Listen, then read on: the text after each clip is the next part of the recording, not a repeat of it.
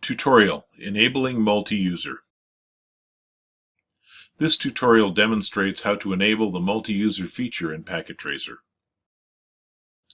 Multi-user is a feature that allows one instance of Packet Tracer to connect to another instance of Packet Tracer and enables network communications between the two. Before we start, we must go over some technical information. Packet Tracer uses port 38,000 to listen for incoming connections by default. If this is being used, for example, by another instance of Packet Tracer, the next available port will be used. Your personal firewall must open this port and successive ports if more than one instance of Packet Tracer is running to allow for incoming peer connections.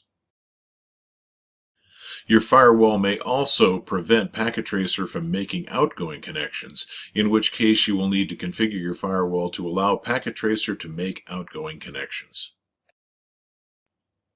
If users outside your local LAN want to connect to your Packet Tracer session, your network firewall must also allow these ports. We are now ready to use the multi-user feature of Packet Tracer.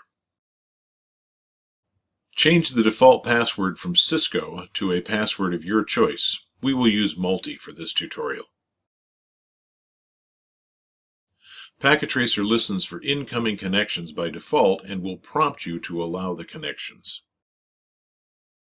If you wish to allow all users to connect to your Packet Tracer session without prompting you, select the Always Accept radio button.